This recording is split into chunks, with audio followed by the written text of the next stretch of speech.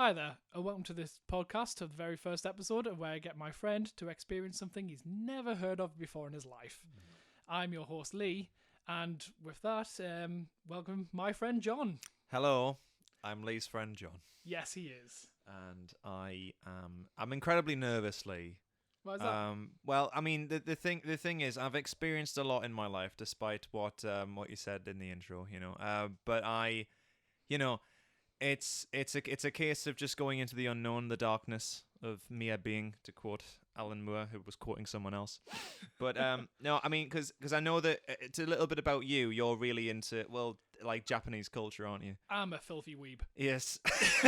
And I didn't want to say the word, but yes. So Lee's a weeb. Yes. And I'm not. Yeah. At all. Considering we're really good friends, yes, we are completely different. Oh, absolutely. I spend my spare time playing video games, watching anime. Yeah, about that. And you listen to music a lot. You watch old films. Yeah. Well, that's actually a good thing. I mean, we know each other from university, don't we? Yeah. Which was a filmmaking course. Yeah. And that was just a case of just being introduced to loads of things that we'd never seen, like things like Citizen Kane and Blade Runner and stuff. Which, well, I mean, you probably had seen before, but I'd never seen any of that. Seen Blade Runner, never saw Citizen Kane. Good film. Very good film. Yeah, would recommend. Yeah, it's better than most films made today. But oh goodness me! But this is when you asked me to do this, it's just based on the fact that, for just some context for people, I have a tendency to say some things. Yeah, you're a very vocal person, I'll say. Yes, I mean, if you hate something, you hate something. And if you like something, you will love to talk about it. That is very true. That's so, just, yeah. This is why this came around. I figure some stuff that I like, which honestly I think some stuff you're gonna hate. Some stuff I think you're gonna really like. Oh dear. And it's something you've never even thought of thinking of because, yeah, it's from Japan, it's from Korea, it's like from something you wouldn't have thought of, something really niche. No. Yeah, I mean, I'll be honest, it's a part of the world that I've never really delved into. I mean, obviously, I've seen. I will say though, for context, I have seen, like a lot of people will have seen, like through Cartoon Network and things like that. So you get things like, Pokemon? Well, yeah, Pokemon, that sort of thing. Like Samurai Jack. Yeah. That sort of thing. I don't even know if that counts as a proper anime. It's a Western thing. See, there we go. Yeah. Ignorance right off the bat. It was American made. There you go then. So I haven't. So there you go. Samurai Jack, the best anime. The best anime ever to grace the screen. Dear me, that was terrible. Well, One Piece actually. Yes, it used to be on Cartoon Network. Yes, we were just talking about that before we started recording, and it was yes, that was on Cartoon Network, and I remember watching that, and I remember thinking that was quite cool. Of course, Dragon Ball Z, surely. Oh god, yeah. Dragon Ball Z. Dragon Ball's everywhere. Yeah, Dragon Ball is everywhere, and it was that was, in fact, no, that was the biggest one. I remember. I think I must have watched nearly all of it. Yeah, Dragon Ball and Pokemon were like the big ones. Yeah, that was I remember thoroughly enjoying that. I've never experienced it again since childhood years. So, so that was a big thing. And there was something else as well. There was like some wrestling thing. A wrestling thing where it was like a bunch of like colourful characters who, like, I think it was meant to be kind of a riff on like masked wrestling, that sort of thing. But like it was very strange, but it was very entertaining. Oh my god, Beyblade! Oh yeah, Beyblade. Bloody hell, yeah, that was a big thing as well. In fact, I had them. Oh, nice. I had the toy, when I was a younger man, a child. But it was that was really cool. And even in terms of video games, I'm just going through my entire BioShock and Batman. BioShock and Batman. That's it. Yeah. That's only two games I've ever talked about, really. That is true. Yes, a massive BioShock fan. The Batman Arkham series, obviously, but I mean, like Metroid. Oh, Metroid, yeah. Metroid, yeah. I remember playing Metroid Fusion on the Game Boy Advance, and I didn't know that that's such a controversial entry, apparently. Oh, no, Fusion's great. Oh, Fusion's great. Other M, that's the controversial one on the Wii. But Yeah. Fusion just got a sequel. It just came out this year. Did it really? 15 years later. Goodness me. That's well. I'll have to. Well, I don't know if I'll check it out, but I'll save. But I've got a Switch. You can play it. That might be a future episode then. No, I remember playing Metroid Fusion on the Game Boy Advance when I was a child and thoroughly enjoying it. I remember it being aggressively difficult. Oh, Metroids always are. But I felt so good about myself, and I finally, it took me years to do it. You know, right up until it was socially acceptable for me to still play it. You know, but no, to be fair though, it's still a good game. Oh yeah. You know, and I have my Game Boy somewhere. But I think they're worth something now, so I might be able to sell it or something. Or I think the Metroid games went up in price since Dread came out. yeah, or even like the console itself. Consoles, thereabouts, yeah. Thereabouts, yeah, because it was the Game Boy Advance SP. Yeah, I've still got one. Yeah, well, yeah, I've still got mine. It needs charging though, because it's just completely dead. I don't know where the charger is. I don't know if I have something that'll be able to charge it. But as far as I think that's a basic summary of my exposure to sort of anime Japanese culture. I mean, I'm assuming, of course, that you've got things lined up for me that aren't of that. Yeah, but for the most part, that's kind of my life. If you could see the room we're recording right now, I have a ton of RPGs. You do. A ton of JRPGs, a ton of Japanese games. You do. Yes, we're currently in Lee's office. I mean, I've got a Final Fantasy shelf. Like, you do. Every ton of Japanese. Final Fantasy, that is another thing as well. I've seen a friend of mine play it in front of me before, and that's about as far as it goes. I freaking love Final Fantasy. 9's my favourite. 9's your favourite. I played it when I was like 10. Well, I'll keep that in mind. Yeah. You know, if I get some recording equipment set up, we can play them together. Yes. Oh, well, there we are then. We'll get that sorted out. But I remember, I don't know if it was Final Fantasy, but you were telling me about some game from a Japanese thing. Wasn't like the final cutscene like an hour and a half or something. Oh, that's Metal Gear. Metal Gear. Yeah. Oh right, okay. Well, I'm assuming Metal Gear is. Yeah, this is gonna go down a rabbit hole. So Hideo Kojima is the director. Right. Well, okay. he's the director of the games. Yeah. But honestly, he is the most auteur of video game people as you could get. He's the Orson Welles of. Yeah, he's an absolute auteur. I would love to get into that series one day world. for you. Yeah. Oh god, yes. No, I honestly, I'm pretty open-minded when it comes to more stuff. So you know, hence what you got me to listen to for this first we'll get one. there in a bit. Yeah, we will. But yes, that's as far as it is for me. Yeah. So you know, in respect of what I've got you to listen to, we'll talk about music. So me grew up on classic rock for the most part. Yeah. Mostly from video games because I play like the Tony Hawk's games, which had all rock music. Grand Theft Auto Vice City, 80s rock. I think that's where a lot of people were exposed to it. Really, that's what I mostly grew up on. And then once I got introduced to anime, yeah, whoo boy, the floodgates opened. Is this an endless yes rabbit hole of stuff? I love J-pop like a lot. Still haven't gotten the Korean stuff.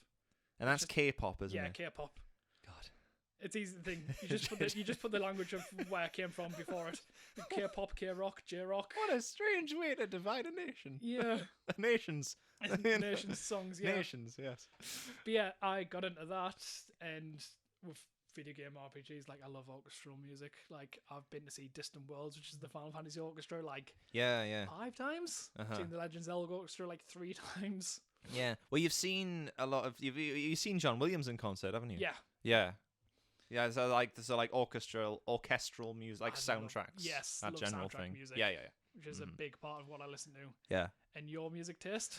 With me, it's I mean, classic rock. I can connect with you on that. Like, a massive classic rock fan. But with me, it's quite, because I'm in a band myself, and I mean, between all of us, like, our music taste varies, but with which is a good thing, I think. But with me, it's I remember my first real musical love was Michael Jackson, and of course, well, did he do it? Did he not? There's allegedly here. We don't know. We don't know, do we? We don't know. But we'll you know, the jury's still out on that. But who knows, eh? Either way, though, don't share your bed with a child, regardless of what you do with them. It's not good. Don't do it. And also, if you're a parent, sort that out. Anyway. Probably cut that. Yeah. That's funny. But Michael Jackson, yeah, great entertainer, great music. And then I kind of drifted off from that. I kind of like that's where my love of performing sort of came on. From that. And then David Bowie happened. Yes. And my life changed forever. I remember watching the news one day, and the Genie, one of his best songs, was the first real song of his that I heard, because they'd uncovered this lost footage of him performing it live, actually live on Top of the Pops. So it wasn't a backing track. The band was properly live. It was just live, yeah. And I remember watching it, and this guy on stage who just looked incredible, you know, and like with his hair and his look and everything like that, and just the music just sounded so gritty and great, you know. And then that opened up the floodgates. And I think that guy, David Bowie, is just the perfect exposure to all kinds of music, because every single record he did was different. Was different. It was a different genre of music. It was his take on it. It was just new ideas constantly. Do you know what my first song was that I got exposed to? What? The Laughing Gnome. The Laughing Gnome. And well, of course, you know, the Laughing Gnome is actually, I tell you what, a better one to look at if you want to look at really funny Bowie is Love You Till Tuesday, because that song is just bonkers. It's just him, just like, oh god, because he must have been like 19, 20 or something like that, and he's trying to work out who he is musically, and he's singing all these weird songs, going like that, who's that hiding in the apple tree? You know, it's like what is this? It's crazy. And then from there, I got, you know, it introduced me to everything else. So like I'm really into post-punk music, like Joy Division, New Order, that sort of thing, which is just the same band but without Ian Curtis. Like the Smiths, The Cure. And I love new wave music, so like the Police and Blondie, Talking Heads, that sort of thing. Even a bit of Britpop here and there, you know, that sort of thing. Punk music, Bob Dylan, all sorts really, all the greats. You know, that's where I am. So, how do you feel about Japanese idols? Next. I mean, I'm sure they're wonderful, in their own right. You know, next to nothing. What about the biggest Japanese idol? Oh, the biggest one. I'm sure it's the one you sent me. Yes, it is. Is she the biggest thing to happen in Japanese music? Not the biggest thing in Japanese music, but Hatsune Miku is an absolute star. Is she? Yeah. Is she even real? No, she's not. I was wondering if you were going to ask that, but yeah. So, okay. So for context, Lee sent me a list of several songs to listen to by this Japanese sensation, Miku. Yes. And I went on an odyssey. Can I just say? It was absolutely baffling. I'm absolutely baffled. What did you... You messaged me I did. before this. What did you say? I did. Just saying, by the way, the songs you've sent me, I've never had such a difficult relationship with music. That's so true. Oh my god! I wrote some notes. Oh, I'm looking forward to this. I'll try and go through them as succinctly as I can. One thing that I said. She's a musical odyssey like no other, and it's when I worked out that so as I was going through these videos and these songs rather, I worked out very clearly that this is the person that I'd heard of several years ago on the news, because it was such a big thing. It's like, she's not real, is she? No, it's a computer program. It's a computer program. That explains a lot, and I'll come back to that in a bit. So I said. I've written here, Lee, in my notes, quite hellish. Quite hellish. But oddly addicting. Oh, God, yeah. It was, I couldn't stop listening to it. Because one thing that I got from it, the biggest thing actually, the lyrics are like, because obviously it's in Japanese, but a lot of the videos had it in the English subtitles. Yeah, the videos I sent you had English subs, yeah. Yeah, exactly. So, like, it was like reading a sixth form student attempting epic poetry. To be fair, there probably are fan translations, and they're probably not that accurate. But it was fair enough. But it was like, but it was incredible. I mean, one particular example, like Melt. Oh, That Melt. you love it. Oh, Melt's such a good song. Is it? Yes. I love Melt. Melt's and Bagger. It was just because it was. I mean, for a start, I had to lie down after it. It was like because it was just. I'm just reading these lyrics, and you know, for a start, they go at a neck breaking pace. It's like each song needs to like it can't wait to finish. You know, it's like let's get through this as quickly as we can, and you know everything's just mental. And it was like, I wrote down the lyrics of the chorus. Yeah. Melt. I'm melting as I think of you. I'm too shy to say I love you. However, melt. I can't even look at your eyes. However, will I get my feelings across to you? Because it's you that's holding my heart still after all. La la la la la la la. And then I was like, God, this is powerful stuff, really. You know, it's like, because you know, what I found incredible about it is, it's, you know, this computer program, this sweet blue-eyed girl, and blue-haired girl, I might add. Actually, she got blue eyes. I've got a figure. Yes, she does. For context, Lee turned around because he has a figurine of her. Yes, I do. Standing. That's one of my first anime figures I've ever had. She's there. She's in the room with us. But you know, and she's singing about these profound things about love. You know, but in such a way that's like almost Shakespearean. You know, it's like it's, you know, I'm paraphrasing here, obviously, but like she pops up and she says things like, oh, you know, oh, I'm too. I think I'm really cute, but I'm too shy to tell you that I'm cute. But luckily, you look at me with your blue eyes and tell me that I'm cute, so I don't have to say it myself. You know, I'm melting for you because my love is like a big chocolate fountain that's coming down the mountain. You know, and stuff like. I was like, good lord, it's mental. You know, and another thing as well. I noted down specific songs that I thought were right. It was Ivan Polka. Oh yes. Right. What is that? Ivan Polka. So it's what kind of started off her as a meme, where she got like recognized all over the world. Right. So it's I think I wrote it down in my notes here. 2 seconds here. So yeah, Polka. It's I'm gonna say Finnish. I might be wrong on that. So it's like a European polka song. It's like yes. It's a song from the 1920s. Oh, it's a riff on an actual song. It's an actual song. Oh, it's a cover. Yeah, it's a cover. Oh my god. And someone programmed Miku to sing this song. What? And became a thing where she had like a leak and started spinning this leak. Gee. It was a meme called Leak Spin. It's like what, 2009, 2008? This is crazy. That's how she got popular. Just this song, and it's still one of her like big tracks she does on the live shows and stuff like that. The live shows. Oh, we'll get onto that. We'll get onto that in a bit.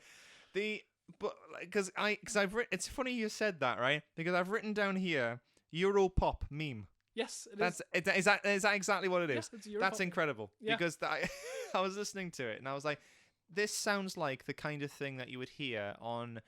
And this is a very specific example. I think it was a Russian or like Lithuanian, some sort of like Eastern European advert or a music video. It was an advert in the UK, I think. Do you know what I'm about to say?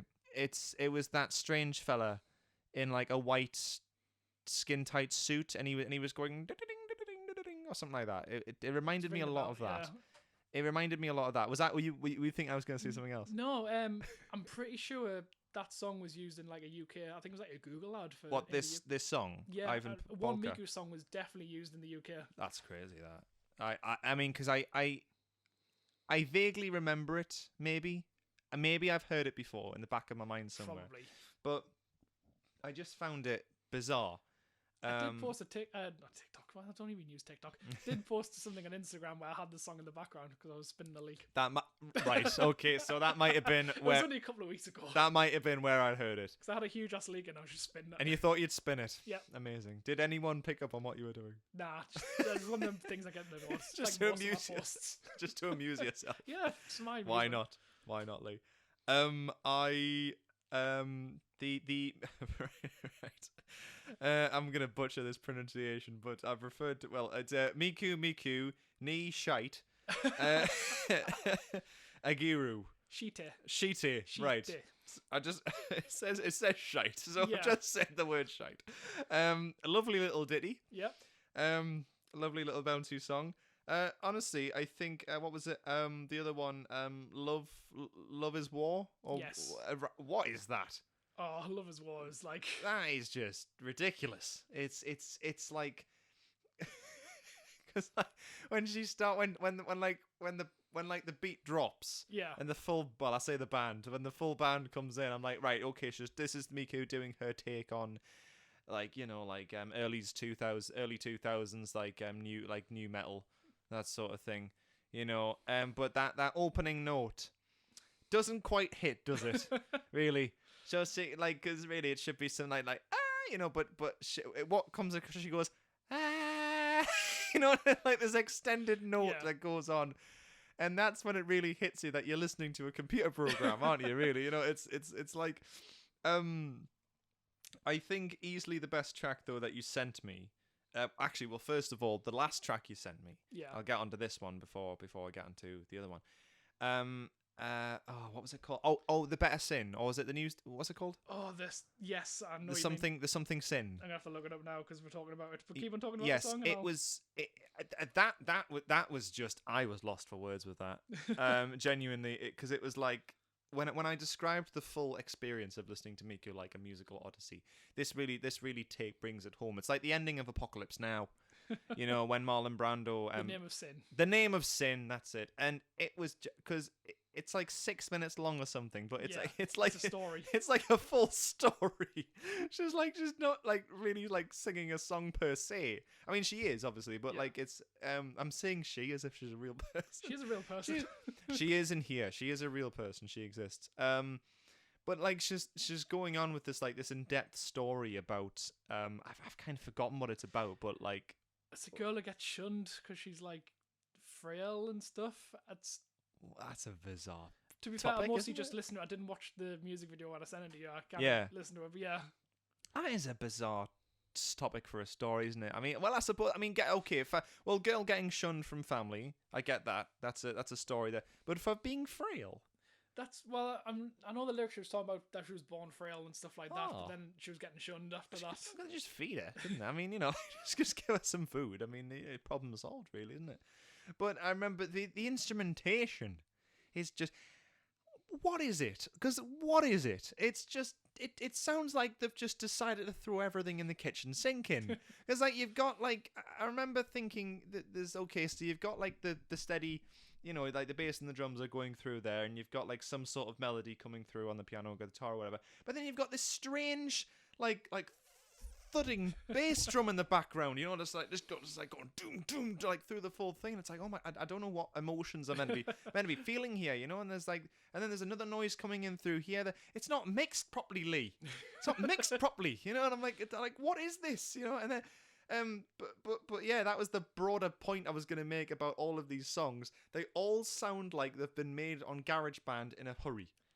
It is kind of a GarageBand type program. Is it really? Sort of, yeah. That makes a lot of sense when you said before, because you can hear some of the songs. You can hear guitar riffs, which are definitely midis. Yes, not real guitars. No, none of it sounds real because it was like the drums, man.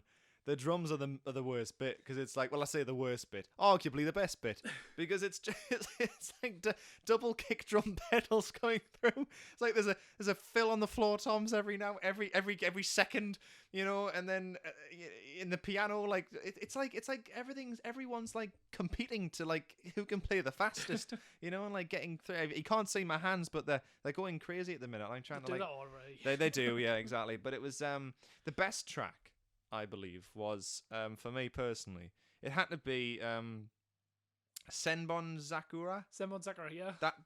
That song is just incredible. It's easily the best track. I've never heard a more bombastic call to arms in my life. That's about war, isn't it? I think so, yeah. Yeah, because honestly, it was obviously I'm paraphrasing again, but when the lyrics came in, it was like, in these cold jail cells, we prepare for war or something like it. In fact, I did get them up because I didn't want to get them wrong. I didn't want to do a disservice to it. So the lyrics to this song in English are, and there's a lot of them, I might add, and that's another thing as well. The sheer level of thought put into these songs is crazy. Well, you're speaking about that. I've just Googled it now. Every Miku has a different costume with a song. What? And the Senmon Sakura one, she does have like a sort of a Good luck. Are these pop vinyls that you're showing me? Nendroids, which is like better quality pop vinyls. Oh, All chibi and cute. oh, right. But they all have like little posable things with them as well.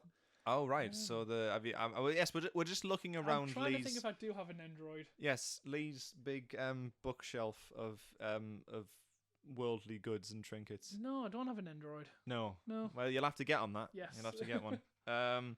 So the lyrics to this song are, and this is just a few of them here. With a bold and sudden calling, Western Revolution starting, let our hearts be open to it. Pacifist nation.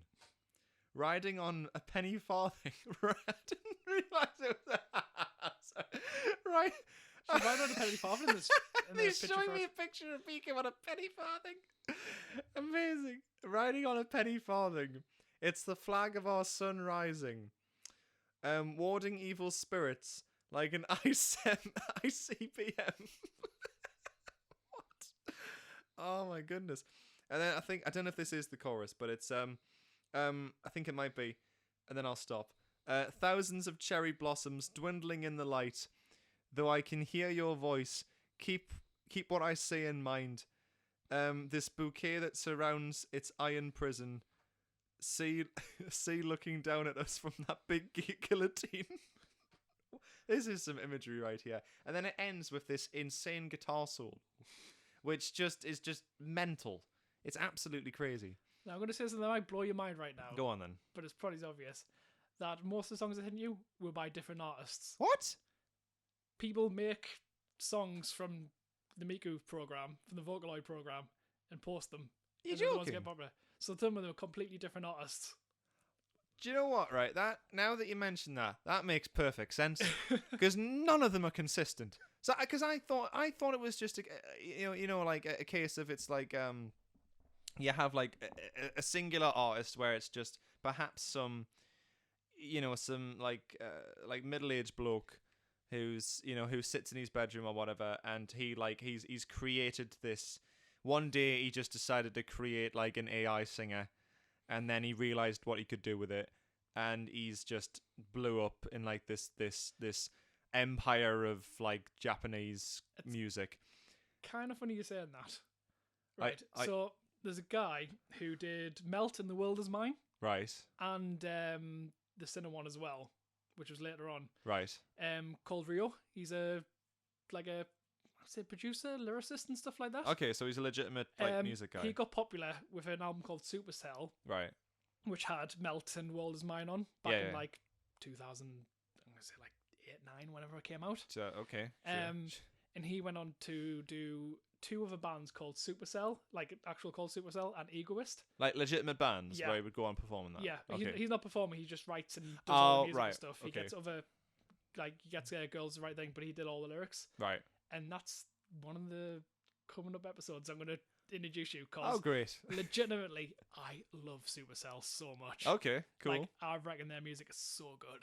Right. Okay. And it's different from the Miku stuff. Different from Miku. Okay. Well, wow.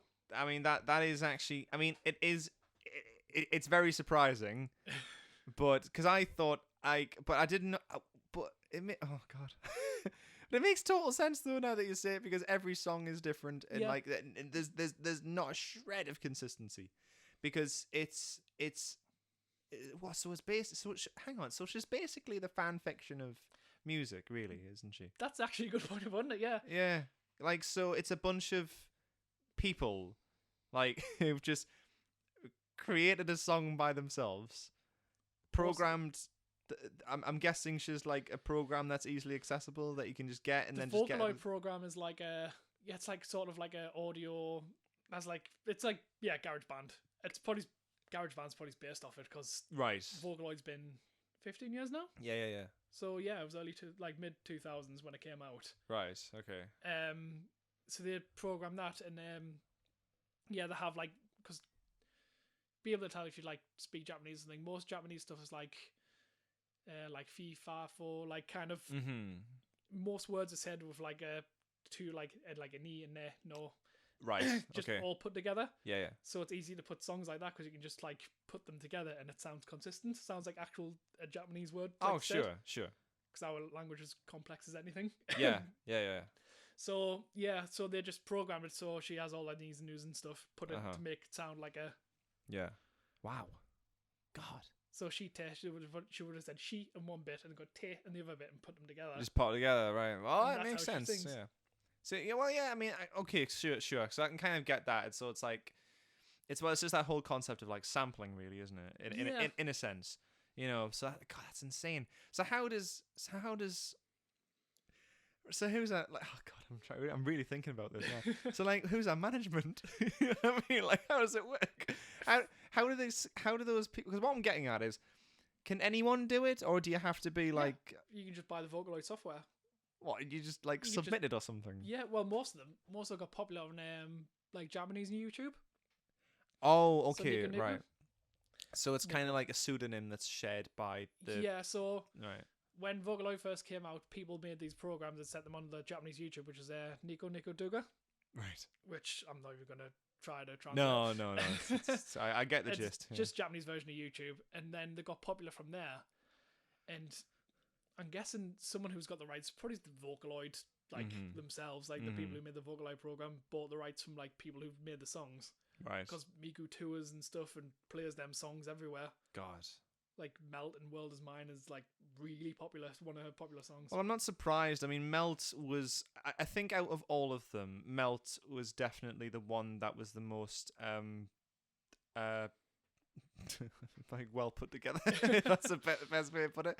Like, it sounded like a legitimate song. Yeah. Like, I mean, if it was played by like live instrumentation, Which I think they are now. Most of the live stuff that have actual live music and just her. oh, thank God for that. You know, because if I was just listening to like a computer program on the verge of crashing, which is what a lot of them sounded like. Yeah, the stuff I sent you was probably the original Slim Yeah. Midis. Oh, you can tell. You can So I absolutely found tell. a master list and it was like, these are the songs you need to listen to. Yeah.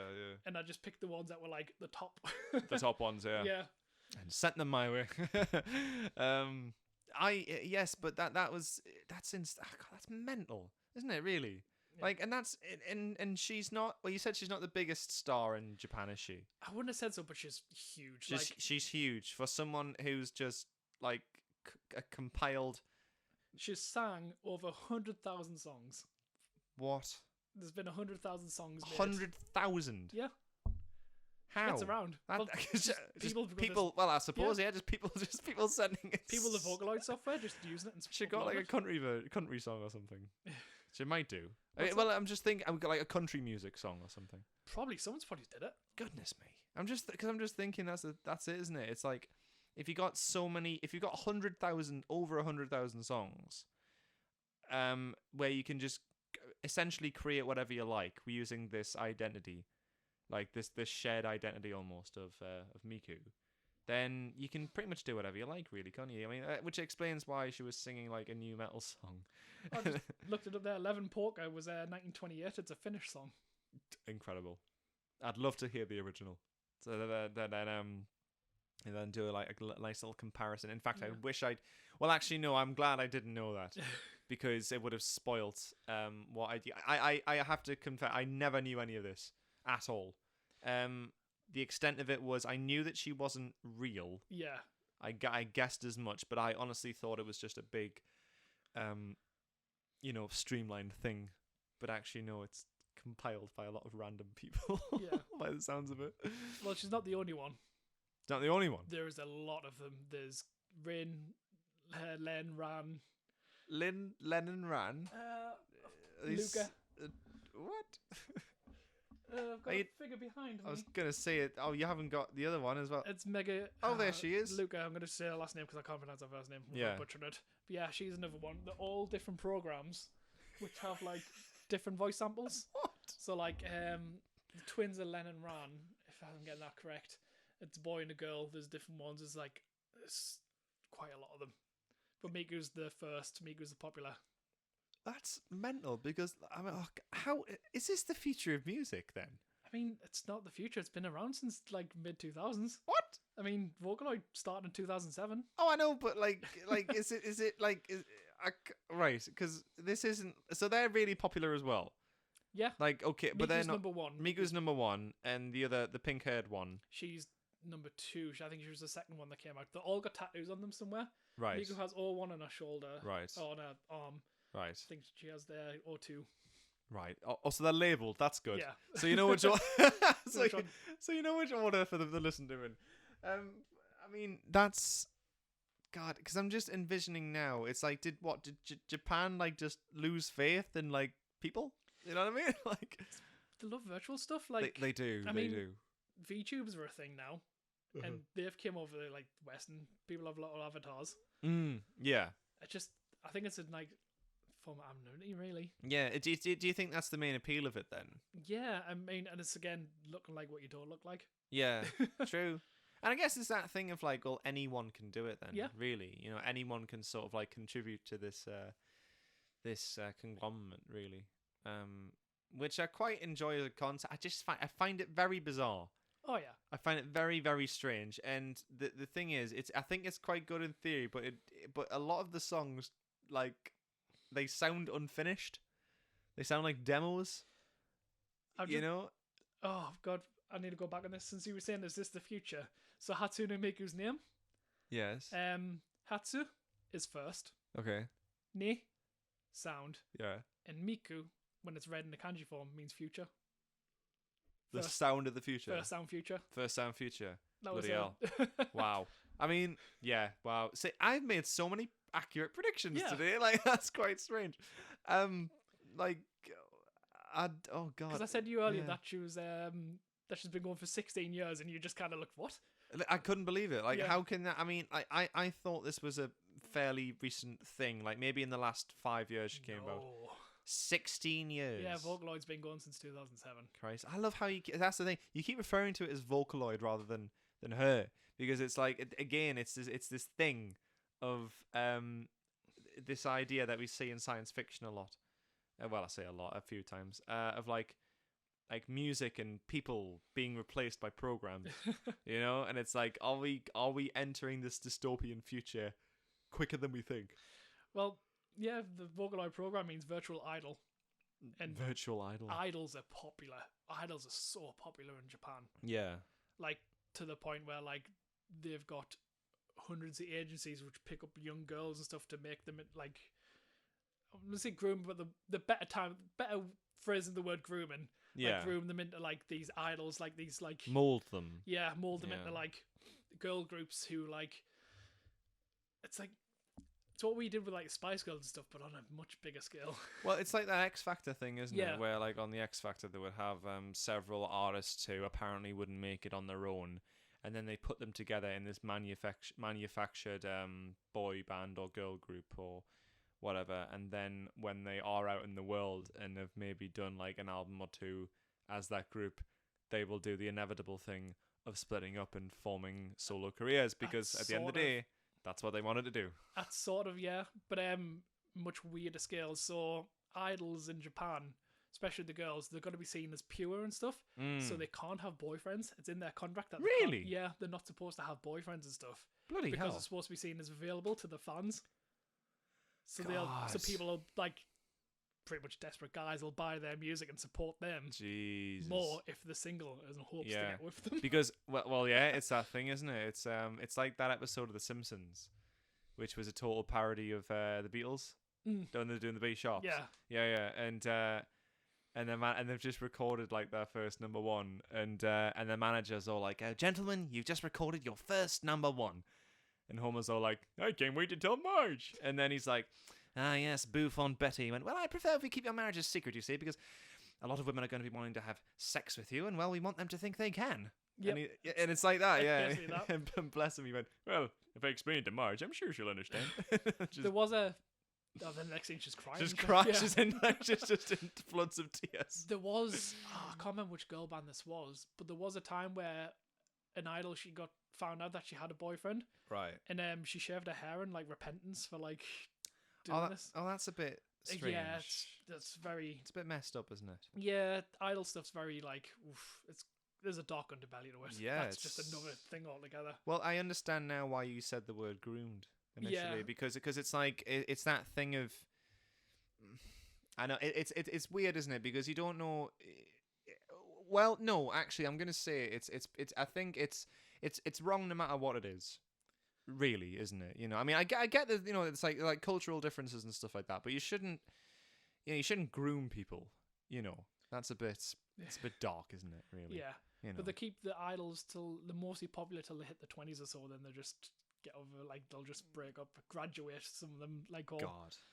Because most be like school idols. Yeah, it's a thing. Cool. Idols are huge. Like, I'm talking huge. Like, Yeah. I mean, I don't know. I think it might be the same for like Korea, because like BTS and stuff like that, they're big boy idol bands. They are the same sort of. Oh, is that the same concept with them? I think I'm gonna. Say we think. Yeah, I think it's sort of the same thing where they'll get like groups together and just market the hell out of them. Yeah. Well, there's at least 20 of them in that band, isn't there, or something? I don't know. Like idols have been a thing. I think it's been post-war in Japan. Right. To like make like boost morale. Boost morale. He has some figureheads that you can sort of get behind. Yeah. That sort of thing. But it's the same in our culture though. Like fucking Britney Spears and stuff like that. That is true. That is true. You're saying it's wrong, but it's every culture. That's what I was saying. Yeah. That's why I said. I mean, like, cultural differences aside, because obviously you get that everywhere. But you're absolutely right. There's these concepts that come over into every culture, whether we notice it or not, because it might be a bit more obvious in certain cultures. So, like, say in Japanese culture, it may just be quite blunt and say, no, this is what it is. Everyone knows that this is what it is. But over here, it's like, as you say with Britney Spears, I mean, for God's sake, I mean, the whole recent thing about her in court about getting ownership of her life basically away from her father. It's that same concept. And as was said before about, the X Factor and all that, it's, the manufactured pop world. I mean, the first Spice Girls song was introducing themselves. That is true. That is actually true. Yeah, I forgot about that. Yeah, God, yeah. And now they're now they've reformed again, haven't they? Yeah. Because their solo careers just not a single one of them really had any impact, did it? Really? Let's be honest. Not that I can think right now. No, I'm trying to think of other. I mean, all the decent stuff for themselves, but decent stuff, but not on the same. Korea was a singer.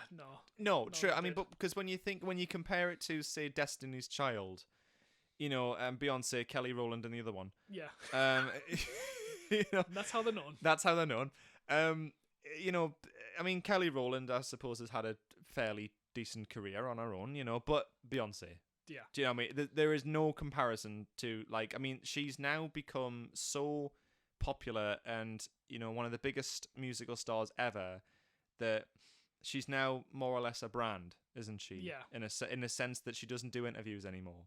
She's now really secretive about her projects. It's like that whole thing about, oh my God, the next album is gonna drop without any promotion because they did it in secret and they're not gonna do any interviews and somehow makes the product better. A lot of people listen to it. They do. They do listen to it. Yeah, absolutely. So we'll get back onto Miku. Yes. So I was talking about you wanted to come back to live. So, How is this done live? Holograms. What? It's like a full light show. Like that make her represented like a 3D image when she's on stage. Oh, of course. But she's like 10 foot. It's kind of scary. Oh my God. Because she needs to see the back of the band, so they'll have actual band members, right? Screens, and they'll have the light show. They make a hologram. Sure. Like they did with who got. Oh yes, I know who you mean. Was it Michael Jackson? No, Michael Jackson wasn't one. No, but they did do a hologram thing of him actually. Yeah. Elvis. They did a thing of Elvis. I'm talking about the rapper, right. What, a deceased rapper? Yes. Tupac? Yes, they did Tupac. They did a hologram of Tupac, didn't they? Did they really? Yeah, I'm pretty sure they did. I had no idea they did that. I think they did it for one of like the big, like, festivals and stuff in America. Jesus. But yeah, it's similar technology. They just represent her in like all these like things, and she's like a big 3D image of herself singing to all these songs. 10 foot. Thereabouts. She's bigger than like what normal people think. She's a tall lass. Yeah, so you can see. She's a tall girl. So you can see like from behind, so you can properly see her there. And these are like what, like stadium arena shows? Yeah. She was in the UK not too long ago. Oh my god, Me and my mate really? Andy were going to go see, but then we thought, Lee. the smell. The weaves. Oh god. It would have been bad. Oh, you know, But yeah, she was here a couple of years ago. Really? Yeah. God, you really should have. Um, You should have gone to see I it. know, I wish I went. It was Yeah, on my yeah. birthday as well. And actually, it was like the 9th Oh, that would have been ideal. You're going to see a 10-foot anime character just singing songs. That would have been wonderful. And so is it her voice as well? It's just all the Miku program voice. Right. It is voice. I looked this up, but I didn't write it down in my notes. But there is a woman who did like each bit, but then they just compiled into like. So she did the sounds for like ni no na na, like bits of language. Who is this woman? I can't remember her name. The actual Miku, really? Because really, it should be this woman who provided like these samples, if you will, of this voice. Saki Fujita, yeah. So she provided all the voice clips, right? And then people just made like hopefully she's getting royalties out of I this. was gonna say, I hope this woman is getting royalties. I mean, she deserves. I mean, really, what she should be doing is she should be going on the tour and doing it live. Really, that's not what people are going to see, though. That's not what people are going to see, of course. No, but it's no. I mean, she doesn't have to be on stage, does she? I mean, she can be backstage. She might be. I don't know. Singing it live. The producers of Vocaloids. Yeah, you don't want to ruin the myth of Miku. You know what I mean? Like the image and everything like she's that. Miku's insanely popular. I mean, last year she was a COVID ambassador.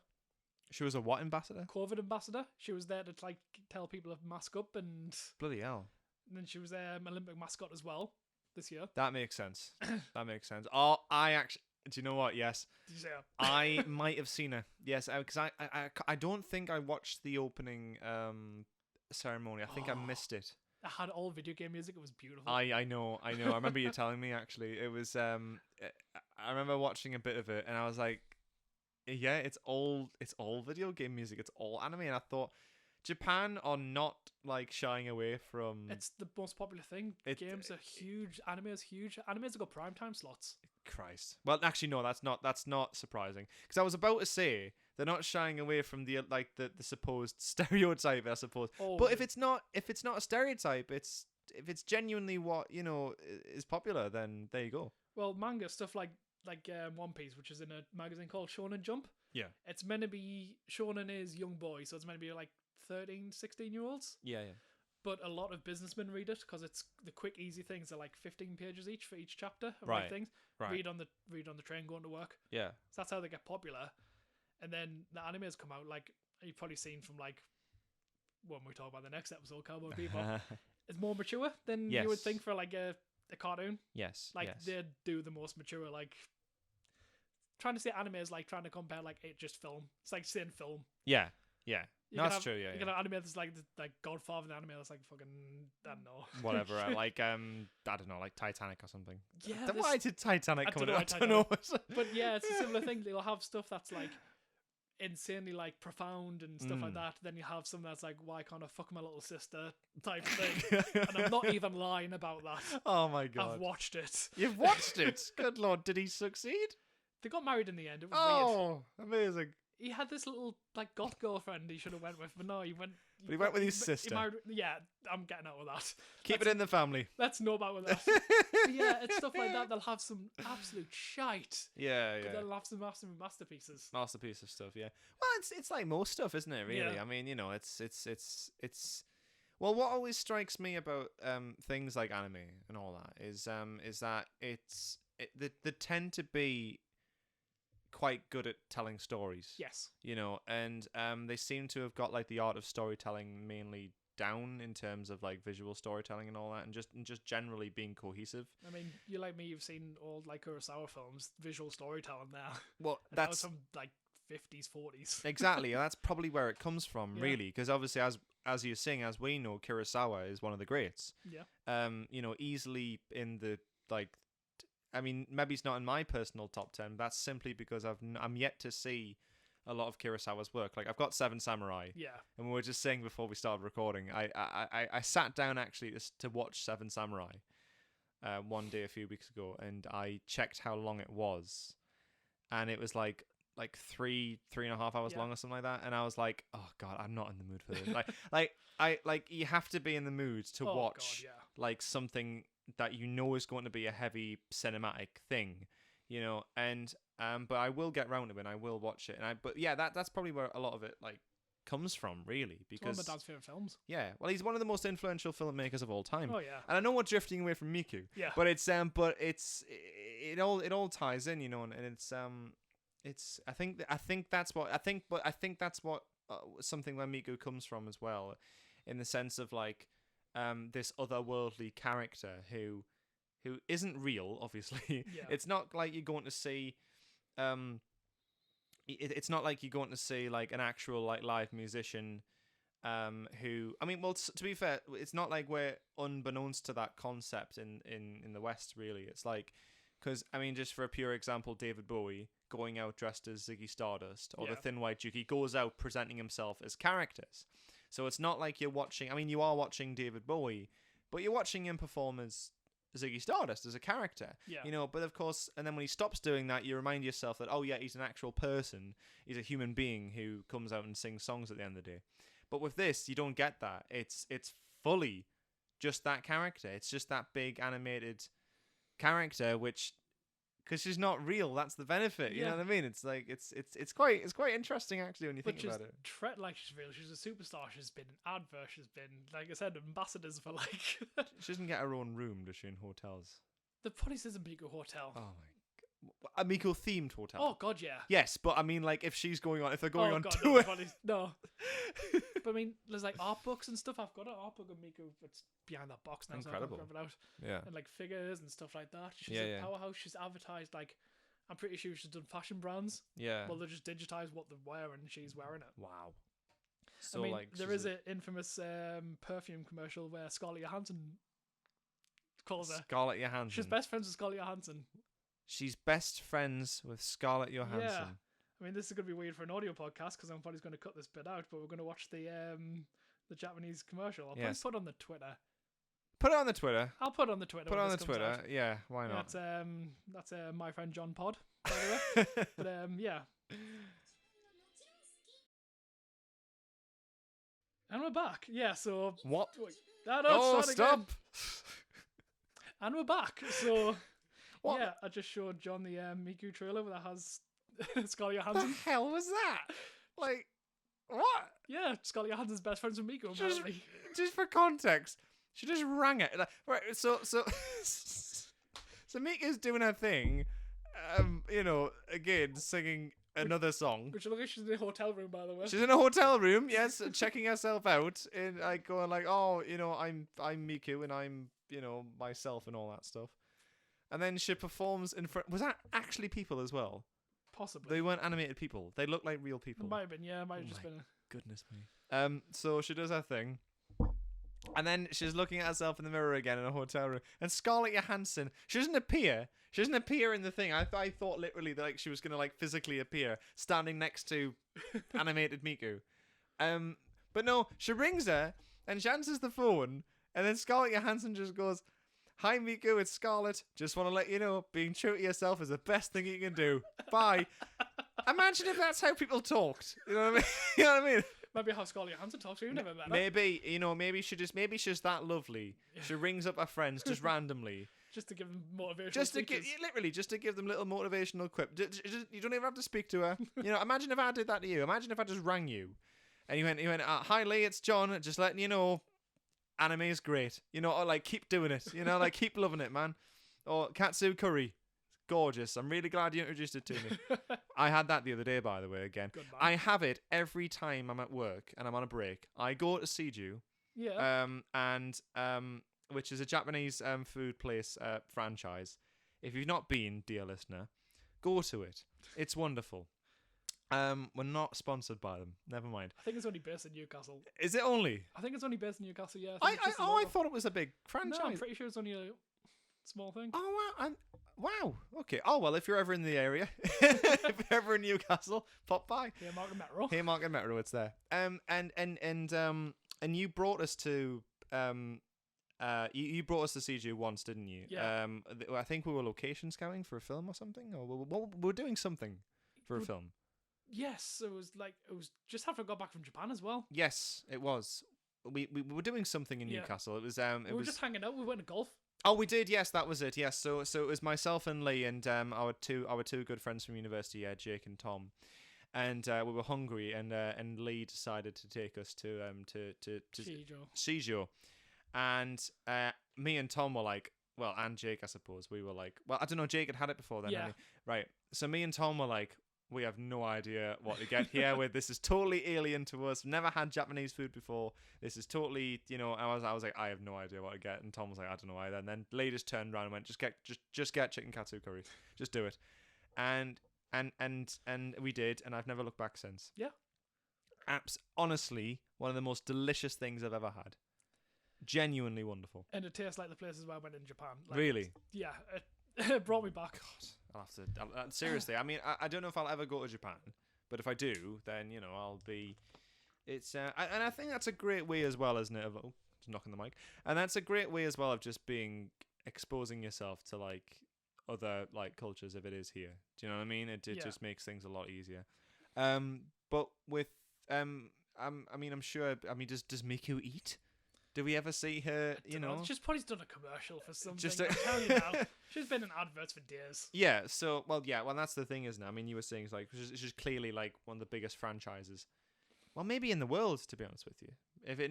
Certainly in Japan. She's a huge marketing brand, as well as being, like, a pop star and stuff. She's just... Yeah.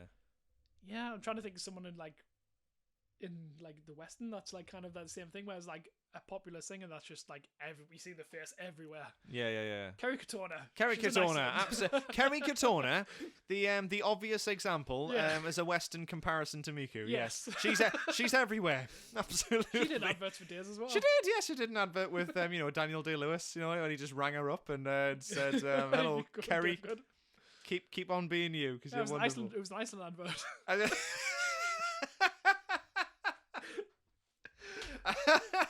Just imagining Kerry Katona. This is like a global world like brand. Oh my god. Oh, Kerry fucking Katona. God love her. Honestly. The last time do you know something? This is so random. This is the last time I saw a Kerry Katona. It was on a documentary about it was a documentary. This is so strange, but I'm going to mention it anyway, and then we'll get back on topic.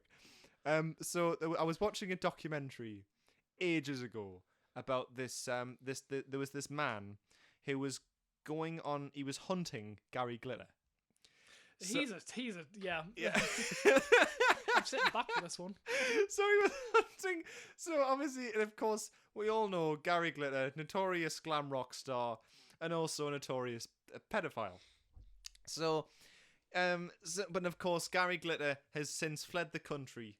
Ever since he got released from prison or something like that, and I think didn't he get put in prison in like Vietnam or something? Vietnam or Thailand. Somewhere like that, and he but like because he was trying to do like the same thing, and we don't know where he is at the minute. He's still hiding out there. He's inanimated. He's doing Gary Glitter things. Hopefully not. Hopefully we've got him.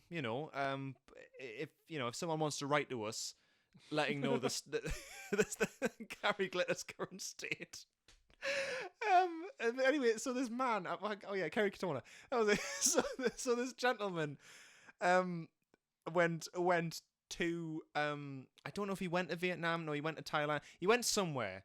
Where I think he went somewhere in like Europe where like Gary Glitter had like stayed or something like that, and it was this hotel for like famous people, like the famous people like to go to, and he went there to speak to the manager of like the guy who like ran this hotel to like get more information about Gary Glitter, and of course who was there but fucking Kerry fucking Katona, they were just lying there on the sunbed with like a fella at the time, and this was like several years ago. I don't know why we're talking about this, but he went in and he had a chat with Kerry Katona, and she said, "Oh, what you doing?"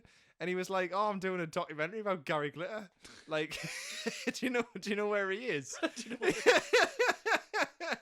And she went, "Oh yeah, it's me fella. He's Gary Glitter." Like, it was just so random. It was just the most random inclusion of like of a person to appear in a documentary. It's like that. It's like that clip of like that random documentary in America. Have you seen it? Where George Lucas just appears in the background. Oh yeah, she's in the back. He just appears in the background of this random documentary. It's like this. Kerry Katona, it's the same thing. She just appears in random documentaries as well as being the global face of Western media, you know. So yeah, anecdotes with John. So That's a section. that's a se- Anecdotes with John. But yes. So yeah, Kerry Katona is basically the Western equivalent of Miku. Yeah. I've seen her live once. What, Kerry Katona? No, Miku.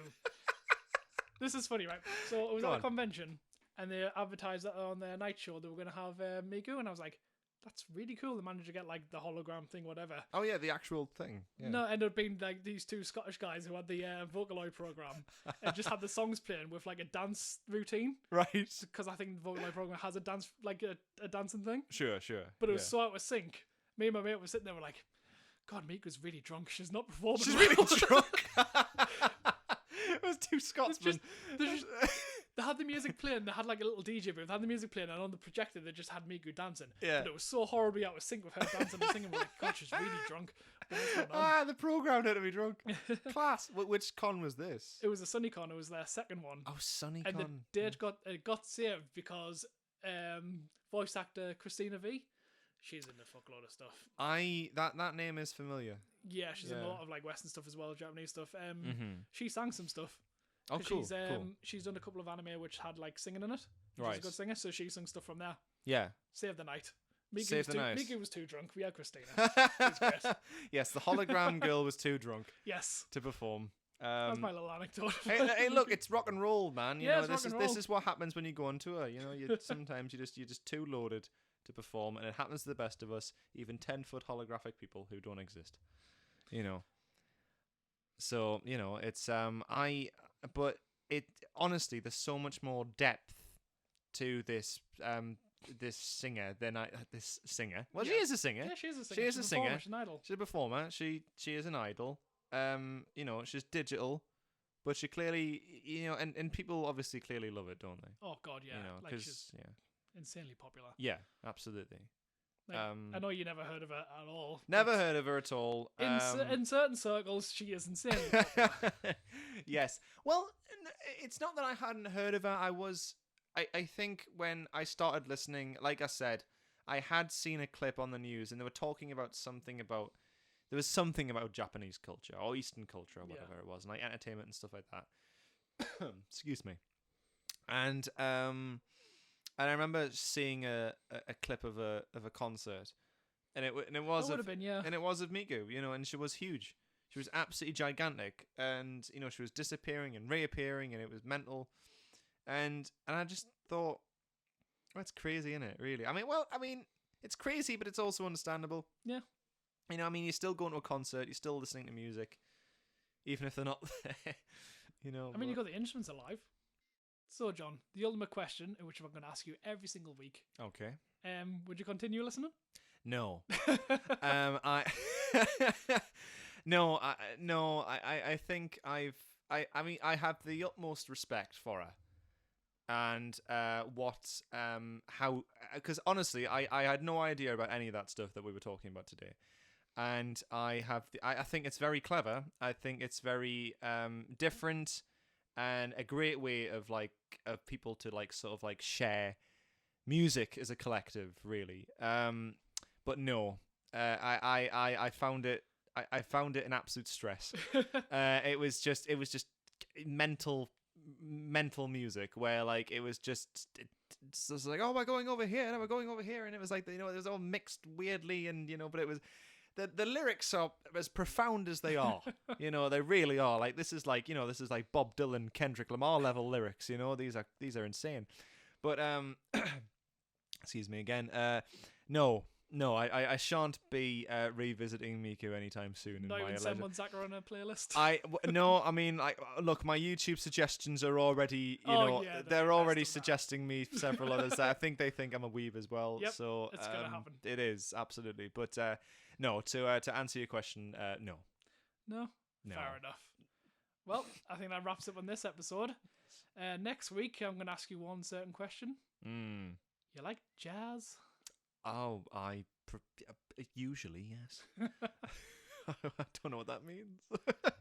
You'll find out soon. Okay, great. Well, right, if you guys want to follow us, my friend John Pod is our Twitter handle, or my personal Twitter handle is Blank the Mage.